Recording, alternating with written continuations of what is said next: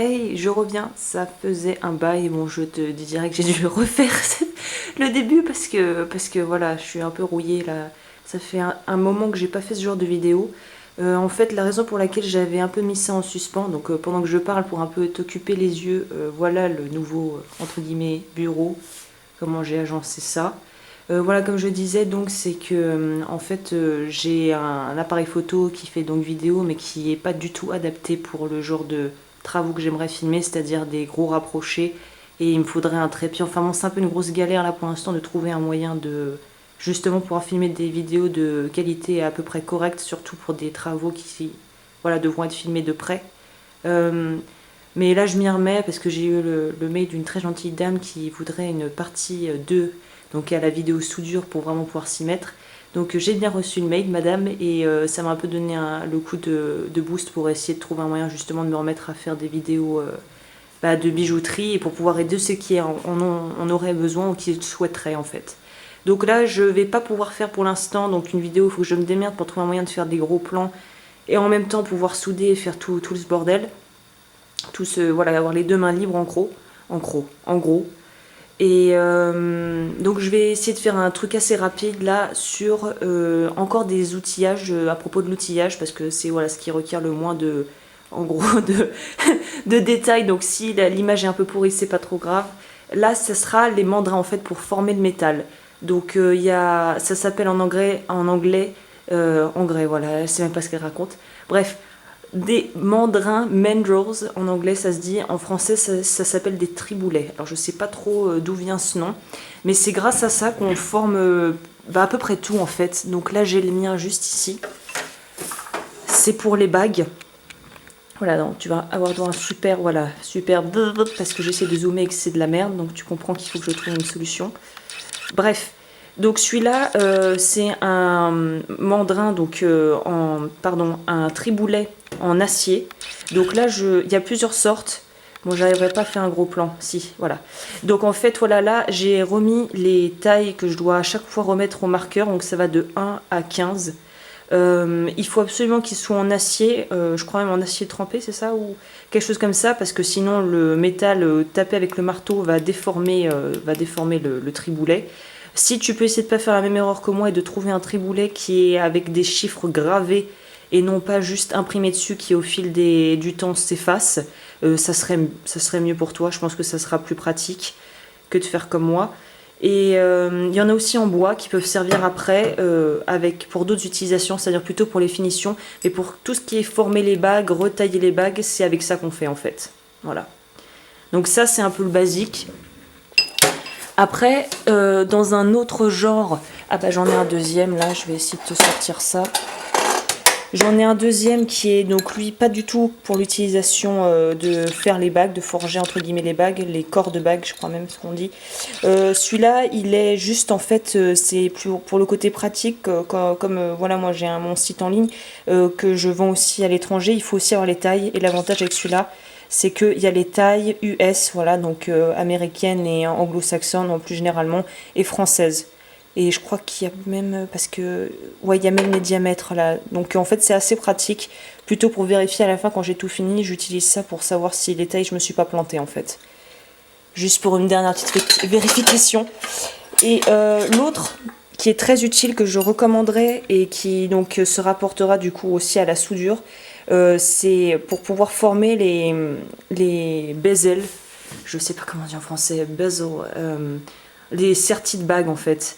Celui-là est rond, mais il y en a plein de toutes les sortes. Bon, il veut pas zoomer, qu'est-ce que tu veux que je fasse, c'est pas grave. Tu as compris. Voilà, donc ça il est rond, c'est un peu comme l'autre triboulet, mais juste en plus petit pour quand on fait les cabochons, les sertis de cabochons, ça permet de faire des trucs super propres quand c'est des cabochons ronds du coup. Et il y a d'autres formes, donc là on peut trouver une variété de formes et de tailles assez incroyable. Moi j'en ai eu qu'un, je m'en sers que d'un seul, pour le reste j'ai pas besoin, je le fais autrement, enfin j'expliquerai comment. Mais ça c'est un bon basique quand même à avoir, même pour former des petits anneaux, des bélières ou des choses comme ça. Voilà les deux que je recommanderais pour vraiment commencer, c'est le triboulet un peu plus grand pour les bagues et le plus petit, un plus petit pour pouvoir faire des bélières et travailler avec des choses plus petites en fait. Et après, si je devais finir sur ça, pour boucler sur cette vidéo des, j'appellerais ça sûrement les triboulets et mandrins du coup, c'est quelque chose que je garde ici en bas du bureau parce que je m'en sers pas tout le temps.